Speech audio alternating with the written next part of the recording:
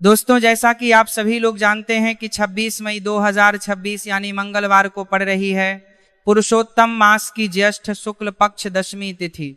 और दोस्तों, यह वह तिथि है जो पुरुषोत्तम मास में पड़ने वाली सबसे बड़ी तिथि है, क्योंकि यह मंगलवार के दिन पड़ रही है और इसका बहुत ही बड़ा और विशेष महत्व होता है। पूज्य गुरु जी ने कहा है कि अगर कभी भी मौका लग जाए और पुरुषोत्तम मास की दशमी तिथि मंगलवार को पड़ जाए तो आप लोगों को एक छुटकी काला तिल वाला उपाय तो अवश्य ही करना चाहिए। इन दोनों का संयोग बहुत ही कम आता है। इसी के साथ में गुरु जी ने अपनी शिव पुराण कथा में बताया है कि इस दिन आपको एक छुटकी काला तिल वाला उपाय तो आपको अवश्य ही करना चाहिए, क्योंकि ऐसा दिन पूरे साल में सिर्फ एक ही बार आता है। और दोस्तों, आप सभी लोग जानते हो कि मंगलवार दशमी तिथि का अगर सबसे बड़ा कोई उपाय है तो वह एक छुटकी काला तिल वाला उपाय है। तो दोस्तों, मंगलवार दशमी तिथि के दिन आप लोगों को इस एक छुटकी काला तिल वाला उपाय को जरूर करना है। बहुत सारे लोग होंगे जिन लोगों ने इस उपाय को ना किया हो, मतलब पूरा साल निकल गया, उन्होंने किसी भी दिन इसे छुटकी काला तिल वाला उपाय को ना किया हो। पर दोस्तों, आपके पास एक आखिरी मौका बचा हुआ है, जो कि 26 मई मंगलवार दशमी तिथि के दिन है। इस दिन आप लोगों को इस वाले उपाय को जरूर कर लेना है। भले ही आपने पूरे महीने भर इस उपाय को ना किया हो, पर अगर आपने इस महीने के मंगलवार दशमी तिथि के दिन अगर इस वाले उपाय को कर लिया तो आपको इस उपाय को करने का बहुत फल मिलेगा, जिसकी आपने कभी कल्पना भी नहीं करी होगी। इसीलिए आप लोग इस वाले उपाय को एक बार जरूर कर लेना है, ताकि आप लोगों के हाथ से यह मौका ना जा सके और आपको इस उपाय को करने का फल मिल सके। दोस्तों, यह उपाय पंडित जी ने अपनी अभी की ही श्री शिव महापुराण की कथा में बताया है। उपाय को आज हम आपको बहुत अच्छे से समझाने वाले हैं। इस वीडियो को देखने के बाद इस उपाय को समझने के लिए आपको कोई और वीडियो को देखने की जरूरत नहीं पड़ेगी। तो चलिए दोस्तों, उपाय को शुरू करते हैं। देखिए, यह इस पुरुषोत्तम मास के मंगलवार दशमी तिथि के दिन ये इतना खास होता है, इतना महत्वपूर्ण होता है। देखा गया कभी कभी बड़े बड़े पूजा पाठ अनुष्ठान से जो मनोकामना पूर्ण नहीं होते, वह पुरुषोत्तम मास की मंगलवार दशमी तिथि के दिन एक छोटे से उपाय करने से ही आपकी मनोकामना पूर्ण हो है। और बहुत सारे लोगों ने इस उपाय को किया भी है और उनको इस उपाय को करने का फल भी जरूर मिला है। अगर आप लोग भी इस उपाय को करना चाहते हैं तो आप इस उपाय को पहले अच्छे से समझ लेना, सुन लेना, उसके बाद करना। आपको इस उपाय का फल जरूर मिलेगा और इस उपाय को कर लेने से आपके घर में चाहे किसी भी प्रकार की दोहक और समस्या क्यों न चल रही हो, आपको उसका कारण भी नहीं पता है कि भाई यह समस्या किस कारण से चल रही है, उसका कुछ भी कारण हो सकता है। जैसे पितृदोष हो सकता है या किसी भी तरह का मंगल दोष भी हो सकता है। तो इस दिन आप लोगों को यह वाला उपाय कर लेना है। यह एक ऐसा उपाय है जिस उपाय को अगर किसी विशेष दिन पर किया जाए तो भाई उस विशेष दिन का जो है वह तो हमें मिलता ही मिलता है, पर हमने उस दिन पर इस उपाय को किया है तो हमें उससे भी बड़ा फल मिलता है और फल बहुत जल्दी मिलता है, क्योंकि आप इस उपाय को बहुत ही बड़े और विशेष दिन पर रहे हो। तो चलिए अब उपाय के बारे में बात करते हैं, लेकिन उससे पहले आप लोगों को यह जानना आवश्यक है कि आखिर यह उपाय किस समय करना है, किसको करना है और कैसे करना है। तो चलिए हम आगे आपको वीडियो में एक एक करके बता देते हैं। लेकिन उससे पहले अगर आप लोग हमारे चैनल पर पहली बार आए हैं या फिर मेरी आवाज आज पहली बार सुन रहे हैं तो हमारे चैनल को सब्सक्राइब जरूर कर लेना और इसको जाता ने जो हमारे चैनल पर ही है लिखम जरूर कर लेना और इस वीडियो को लाइक करके कमेंट बॉक्स में श्री शिवाय नमस्तुभयम ओम नमः शिवाय जरूर टाइप कर देना। तो दोस्तों, इस एक छुटकी काला तिल वाला उपाय को हमें इस मंगलवार दशमी तिथि के दिन कैसे करना है, किसको करना है, किस समय करना है और कहां पर करना है, ये सारे सवालों के जवाब आपको इस वीडियो में मिल जाएंगे। और जो ये वीडियो देखिएगा भाई उसको एक छुटकी काला तिल वाला उपाय जरूर करना चाहिए, क्योंकि इस दिन काला तिल का भी बहुत ही बड़ा और विशेष महत्व होता है। और बात आ जाए एक छुटकी काला तिल वाला उपाय की तो यह सोने पर सुहागा वाली बात हो जाती है और यह एक बहुत ही बड़ा उपाय हो जाता है इस मंगलवार दशमी तिथि का। तो अब दोस्तों, इस एक छुटकी काला तिल वाला उपाय को आखिर करना किसको है, सबसे पहले हम लोग वह बात जान लेते हैं। तो देखो, घर की जो बड़ी माताएं बहनें होती हैं, उन माताओं बहनों में से कोई भी एक बड़ी माता बहन इस वाले उपाय को कर सकती है। और दोस्तों, अगर आप तो अपने घर में से सभी सदस्यों को भी इस उपाय को करवा सकते हैं। अगर किसी व्यक्ति की खुद की कोई मनोकामना है, खुद की कोई दुख और परेशानी है जो कि वह अपने लिए ही करना चाहता है, इस वाले उपाय को तो वो खुद अपने लिए भी कर सकता है। बाकी अगर कोई घर में से ऐसा है जो कि अपने पूरे घर परिवार की सुख और शांति के लिए यह वाला उपाय करना चाहता है, तो भाई वो भी करना चाहता है, सकता है, उसमें भी कोई दिक्कत वाली बात नहीं है। कहने का मतलब है कि इस उपाय को हर एक सदस्य भी कर सकता है और पूरे घर परिवार के सदस्य के लिए घर की बड़ी माताओं बहनों में से कोई एक माता बहन भी कर सकती है। माताएं बहनें अगर घर में उपस्थित ना हो या वह यह वाला उपाय ना कर पा रही हो, तो फिर घर का कोई बड़ा सदस्य भी इस एक छुटकी काला तिल वाला उपाय को कर सकता है, चाहे फिर वह पुरुष ही क्यों ना हो, उसमें कोई भी दिक्कत वाली बात नहीं है। उसके बाद में दोस्तों जो अगला प्रश्न निकल आता है वह यह आता है इस उपाय को लेकर कि आखिर इस उपाय को हमें किस समय करना है, सुबह के समय करना है कि शाम के समय करना है। तो देखो, इस वाले उपाय को आप लोग सुबह के समय भी कर सकते हो और शाम के समय प्रदोष काल में भी करता है सत्य। अब अगर आप पूछो कि भाई साहब सबसे उत्तम समय कौन सा रहेगा इस एक चुटकी काला तिल वाला उपाय को करने का, तो हम आपसे बस यही कहेंगे कि इस उपाय को आप सुबह के समय करेंगे तो ज्यादा बेहतर होगा। बाकी अगर प्रदोष काल शाम के समय भी करेंगे तो भी अच्छा होगा, उसमें कोई भी दिक्कत वाली बात नहीं है। तो अब दोस्तों जो अगली सबसे बड़ी और महत्वपूर्ण बात आती है वही आती है कि सुबह अगर हम उपाय को करेंगे तो हमें कितने बजे से लेकर कितने बजे तक के बीच में करना है, और शाम के समय प्रदोष काल में करेंगे तो हमें कितने बजे से लेकर कितने बजे के बीच में करना है। तो देखो, सुबह जितनी जल्दी हो सके आप उपाय को करने की कोशिश करना कि अगर किसी कारणवश लेट भी हो जाओ, थोड़ी देर भी हो जाए, तो 10 या 11:00 बजे तक भी आप उपाय कर लेना, पर 12:00 बजे से ज्यादा देरी ना हो। ठीक है, इस बात का ध्यान रखना। उसके बाद में दोस्तों अगर शाम के समय प्रदोष काल की बात करें, प्रदोष काल का जो समय है होता है वो शाम के 6:00 बजे से शुरू हो जाता है। मतलब शाम के 6:00 बजे से लेकर 7:00 बजे के बीच का जो समय होता है, ये समय प्रदोष काल का समय होता है। तो आप उपाय को 7 या 8:00 बजे के बीच में भी करना सकते हो। मतलब शाम के 6:00 बजे से रात 8:00 बजे के बीच में आप कभी भी इस वाले उपाय को कर सकते हो, उसमें कोई भी दिक्कत वाली बात नहीं है। देखिए, यदि आपके जीवन में संकट बहुत ही अधिक चल रहे हो, समस्याएं बहुत ही अधिक चली हो, एक एक रूप खर्च करने आपको बस ओढ़ रहा है, भूमि से जुड़ी हुई कोई भी समस्या हो, या फिर आपके विवाह से जुड़ी हुई कोई भी समस्या हो, या आपके व्यापार से जुड़ी हुई कोई भी समस्या हो, तो आपकी यह सारी समस्या इस मंगलवार दशमी तिथि के दिन समाप्त होने वाली है। तो चलिए दोस्तों जानते हैं उस विशेष उपाय के बारे में। देखिए, इस वीडियो में हम पूज्य गुरुजी द्वारा बताए गए 3 बहुत ही चमत्कारिक उपायों के बारे में जानेंगे।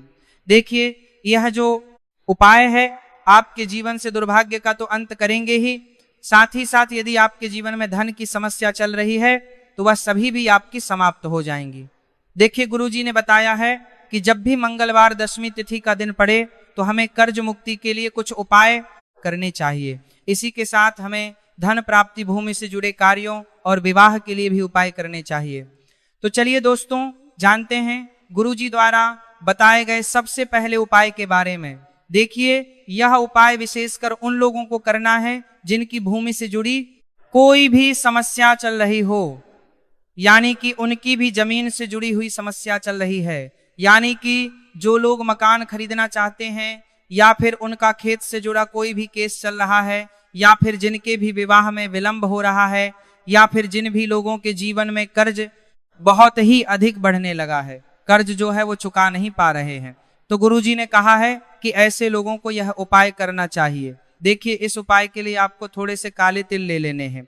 देखा, आपको मात्र 1 चुटकी काले तिल ले लेने हैं। इसी के साथ में आपको थोड़ा सा शहद ले लेना है। फिर सबसे अंत में आपको 1 लोटा शुद्ध जल ले लेना है। तांबे के पात्र के अंदर आपको अपने घर से शुद्ध जल ले लेना है और इन सभी सामग्रियों को आपको लेकर के पहुंच जाना है भगवान शिव के मंदिर में। देखिए, पूज्य गुरुजी ने बताया है कि इस उपाय को आप सुबह से लेकर के शाम तक किसी भी समय में कर सकते हैं। देखिए, मंदिर पहुंचने के आप जो काले तिल लेकर के गए थे उनमें आपको थोड़ा सा शहद लगा लेना है। देखिए, आप जो शहद लेकर के आए हैं उस शहद में आपको यह काले तिल अच्छे से डुबो देना है और शहद से युक्त यह जो काले तिल हैं, इन्हें आपको शिवलिंग पर अर्पित कर देने हैं, या फिर आपको शिवलिंग के चारों तरफ अच्छे से काले तिल का लेपन कर देना है। पूज्य गुरु जी ने बताया है कि लेपन करते समय यदि आपके जीवन में कर्ज से जुड़ी समस्याएं चल रही हैं, लेपन करते समय आपको आर्यन मुक्तेश्वर महादेव का स्मरण करना है, या फिर आपके जीवन में विवाह से संबंधित या फिर जमीन से संबंधित कोई भी समस्या चल रही है, तो फिर आपको मंगलेश्वर महादेव का स्मरण करना है। इसके बाद जो आप जल लेकर के आए हैं उसे आपको धीरे धीरे शिवलिंग पर अर्पित कर देना है, तथा आपको लगातार शिव महापुराण के मूल मंत्र श्री शिवाय नमस्तुभयम इस मंत्र का जाप करते रहना है। पूज्य गुरु जी ने बताया है कि सिर्फ एक मंगलवार दशमी तिथि यह उपाय करके देखना और आप स्वयं देखेंगे कि 2 से 3 महीने के अंदर आपके जीवन से जुड़ी हुई जो भी समस्याएं हैं, बस सभी समस्या बहुत ही जल्द महादेव की कृपा से दूर होने लगेगी। तो दोस्तों, इस प्रकार से आपको यह पहला उपाय ना है। अब हम जानते हैं दूसरे विशेष उपाय के बारे में। देखिए, इस उपाय के लिए आपको एक प्यारी सी बेलपत्र ले लेनी है। इसी के साथ में एक लोटा शुद्ध जल लेना है तांबे के पात्र के अंदर, और इसी के साथ में आपको थोड़ा सा शहद ले लेना है। देखिए, मंगलवार का दिन है और मंगलवार दशमी तिथि के दिन यदि हम शहद का उपाय करते हैं तो इससे महादेव हमसे बहुत ही अधिक प्रसन्न होके हमारी मनोकामना को परिपूर्ण करते हैं। देखिए दोस्तों, यदि आपको बेलपत्र नहीं मिल पाती है तो आप भगवान शिव के शिवलिंग पर जो बेलपत्र छड़ी हुई होती है उसे शुद्ध जल से धो करके उसका उपयोग कर सकते हैं। तो इन सभी सामग्रियों को आपको भगवान शिव के मंदिर में लेकर के पहुंच जाना है। गुरुजी ने कहा है कि इस उपाय को भी आप सुबह से लेकर के शाम तक किसी भी समय में कर सकते हैं। देखिए, मंदिर पहुंचने के बाद आपके पास जो एक बेलपत्र है और बेलपत्र की जो सबसे बड़ी वाली पत्ती होती है और उसकी जो चिकनी साइड होती है उस पर आपको अच्छे से शहद का लेपन कर देना है। यानी कि बेलपत्र की बड़ी वाली पत्ती पर, पूरी ही पत्ती पर अच्छे से शहद लगा देना है। अब देखिए, यहाँ जो बेलपत्र है इसे आपको अपने सीधे हाथ की हथेली पर रखना है और आपके जो भी कार्य अटक रहे हैं। देखिए, बहुत से लोग ऐसे होते हैं जो अपने नौकरी को प्राप्त करने के लिए सालों से तैयारी करते हैं, लेकिन उनको नौकरी नहीं प्राप्त हो पाती है। बहुत से ऐसे लोग होते हैं जो बहुत ही मेहनत करते हैं, धन भक्ति के लिए बहुत अधिक प्रयास करते हैं, लेकिन फिर भी उनको धन प्राप्त नहीं हो पाता है। तो गुरुजी ने बताया है कि जब भी आपको अपने कार्यों में सफलता ना मिले तो फिर आपको मंगलवार के दिन इस उपाय को अवश्य करना चाहिए। देखिए, अब आपको जिस भी कार्य में सफलता प्राप्ति करनी है उस कार्य को सफल बनाने के लिए आपको महादेव से प्रार्थना कर लेनी है, और फिर यह जो एक बेलपत्र है इसे आपको भगवान शिव के शिवलिंग पर अर्पित कर देनी है। देखिए, बेलपत्र की चिकनी साइड जिस पर आपने शहद लगाए हैं वह शिवलिंग से स्पर्श रहेगी और इसकी जो डंडी है वो आपको जलाधारी की ओर रखनी है। इस प्रकार से आपको यह बेलपत्र अर्पित कर देनी है। अब देखिए, आप जो एक लोटा जल लेकर के आए हैं उसे आपको भगवान शिव के शिवलिंग पर धीरे धीरे अर्पित कर देना है। श्री शिवाय नमस्तुभयम इस मंत्र का जाप करते हुए देखिए, जैसे ही यह जल शिवलिंग से होकर के जलाधारी की ओर बह करके आएगा तो इसे आपको थोड़ा सा अपने सीधे हाथ की हथेली में झेल लेना है। इस जल को आपको अपनी दोनों आंखों पर लगा लेना है और इस जल का थोड़ा सा छिड़काव आपको अपने शरीर पर कर लेना है। पूज्य गुरु जी ने बताया है कि जब भी हम मंगलवार के दिन शहद वाली बेलपत्र शिवलिंग पर अर्पित करते हैं तो इससे हमें महादेव हर कार्य में सफलता प्राप्त करवाते हैं। यदि हमें अपनी मेहनत करने के बावजूद भी पर्याप्त मात्रा में सफलता नहीं मिल पा रही है तो गुरु जी ने कहा है कि आपको मंगलवार दशमी तिथि के दिन यह चमत्कारिक उपाय अवश्य ही कर लेना है। अब दोस्तों, हम जान लेते हैं गुरु जी द्वारा बताए गए तीसरे विशेष उपाय के बारे में। देखिए, इस उपाय के लिए भी आपको मात्र 1 लोटा शुद्ध जल ले लेना है तांबे के पात्र के अंदर। फिर इसी के साथ में आपको एक प्यारी सी बेलपत्र ले लेनी है। बेलपत्र आपको ध्यान रखना है कि कैसे भी कटी हुई खंडित नहीं होनी चाहिए। अब देखिए, मात्र 2 सामग्री लेकर के आपको भगवान शिव के मंदिर में पहुंच जाना है। पूज्य गुरु जी ने बताया, देखिए, कि यह उपाय विशेषकर उन लोगों को करना है जिनकी कोई भी विशेष मनोकामनाएं जो कई दिनों से परिपूर्ण नहीं हो पा रही है, चाहे वह विवाह से संबंधित हो, नौकरी से संबंधित हो, व्यापार से संबंधित हो, चाहे किसी भी प्रकार की मनोकामना है जो परिपूर्ण नहीं हो पा रही है, तो उसके लिए आपको यह उपाय करना है। देखिए, इस उपाय को भी आप सुबह से कि शाम तक किसी भी समय में कर सकते हैं। देखिए, मंदिर पहुंचने के बाद सबसे पहले तो आप बेलपत्र लेकर के आए हैं, उसे आपको अपने सीधे हाथ की हथेली पर रखना है और आपको महादेव से प्रार्थना करनी है कि हे मेरे महादेव, मेरी ये जो मनोकामनाएं बहुत दिनों से अधूरी है, मैंने कई प्रकार के उपाय कर लिए हैं, कई प्रकार के व्रत कर लिए हैं, लेकिन अभी तक मेरी मनोकामना परिपूर्ण नहीं हो पाई है। तो उस मनोकामना को परिपूर्ण करने के लिए प्रार्थना करनी है और यह बेलपत्र आपको शिवलिंग पर अर्पित कर देनी है।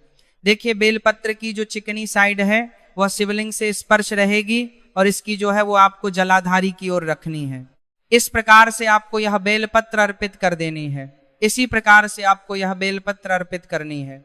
अब देखिए, आप जो 1 लोटा शुद्ध जल लेकर के आए हैं, इसे आपको धीरे धीरे शिवलिंग पर अर्पित कर देना है। इस मंत्र का जाप करते हुए देखिए, जल अर्पित करते हुए आपको कम से कम 11 बार श्री शिवाय नमस्तुभयम या फिर ओम नमः शिवाय इस मंत्र का जाप कर लेना है।